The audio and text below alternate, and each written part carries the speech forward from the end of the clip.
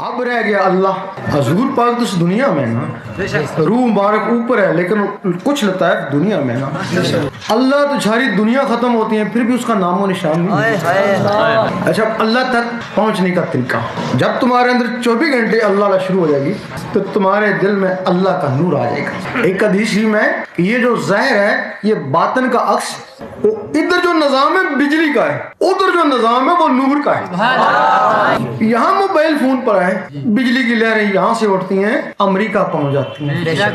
اگر بجلی کی لہریں یہاں سے اٹھتی ہیں امریکہ پہنچ جاتی ہیں, اگر کسی میں نور ہوگا تو وہ لہریں اٹھے گی تو کہاں جائیں گی؟ وہ لہریں یہاں سے اٹھیں گی عرش مولا میں پہنچ جائیں گی. اب صرف تمہارا تعلق جو ہے نا عرش مولا سے اس نوری ٹیلی فون کے ذریعے ہوا ہے. اب ان لوگوں سے بات چیت کرنی ہے نا, ابھی تو صرف کنیکشن لگا ہے نا. جب حضور پاک شب معراج میں گئے تو اللہ تعالیٰ نے آپ کو نمازیں تحفے کے طور پہ دیں. آپ کے لیے نہیں دیں, آپ تو دنیا میں آنے سے پہلے بھی نبی تھے, جب نمازیں نہیں اتری تھی تب بھی نبی تھے. دیں تو اس امت کے لیے دیں کہ یہ تحفے اپنی امت کو دے دے نا, تاکہ وہ مجھے بھیجیں گے نا, وہ مجھے بھیجیں گے, 5 وقت بھیجیں گے, پھر میں ان کو یاد رہوں گا, وہ مجھے یاد ہے. اب وہ تحفے نیچے آ گئے, اب ان تحفوں کو اوپر پہنچانا ہے نا, تو اب اوپر اس ٹیلی فون کے بغیر تو نہیں جا سکتے نا. اگر تمہارے اندر نوری ٹیلی فون ہے تو وہ تحفے تمہارے عرش مولا میں ہے. اگر نوری ٹیلی فون نہیں ہے تو تحفے تمہارے اسی دنیا میں, اسی کاروبار میں, اس آٹے میں, بیوی بچے میں, اسی میں ضائع ہو رہے ہیں. اب صرف اس کی آواز جو ہے نا وہ عرش مولا میں جاتی ہے, اس کو بولتے ہیں مومن. وہ نماز مومن کا معراج ہے. تو سورۃ اجرات میں ہے, احرام نے کہا ہم ایمان لے آئے, اللہ تعالیٰ نے فرمایا نہیں, ان کو کہو صرف اسلام لائے. مومن تب بنو گے جب نور تمہارے دل میں اترے گا. جب تمہارے دل میں نور آیا تم امتی ہو گئے نا.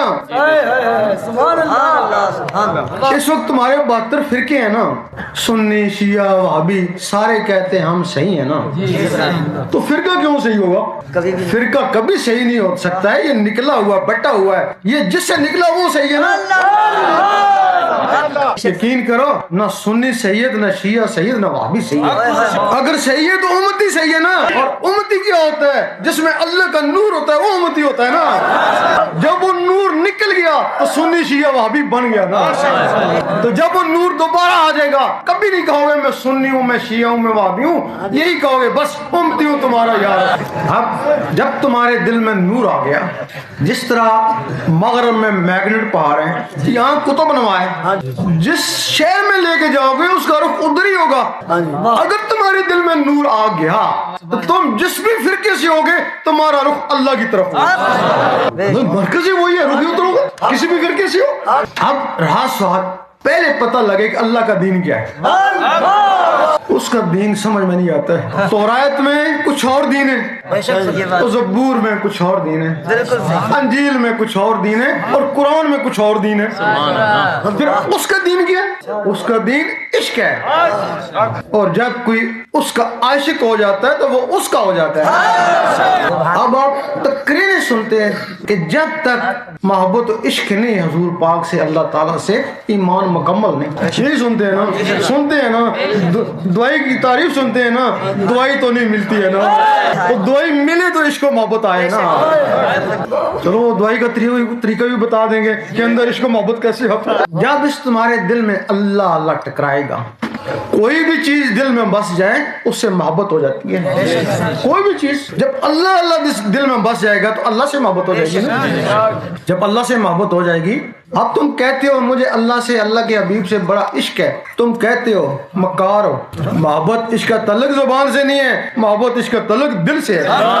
محبت کی نہیں جاتی, محبت ہو جاتی ہے. تم زبان سے کہتے ہو عشق ہے, جس سے عشق کا تعلق ہے وہاں تو تم نے دنیا بسائی ہوئی ہے نا. ہر وقت اللہ اللہ کرنے سے اللہ سے محبت ہو جائے گی, خود بخود ہو جائے گی. اللہ تعالیٰ کسی کا احسان لیتا نہیں ہے, اس میں یہ خوبی ہے. اس کے لیے 1 روپیہ خرچ کرو 10 روپے لوٹا دیتا ہے نا. بھائی احسان لے تو کیوں واپس کرے, ایک نیکی کرو 10 نیکیوں کا ثواب دے دیتا ہے نا. تھوڑی سی محبت کرو 10 گنا زیادہ محبت کرو. اور جس سے محبت کرتا ہے پھر اس کو دیکھتا ہے نا, پھر سرسری نظر سے نہیں دیکھتا, بڑے پیار سے دیکھتا ہے. پر جس دن اللہ نے تم کو دیکھ دیا پھر وہ عشق کا مقام ہے نا، تو پھر میں تیرا اور تو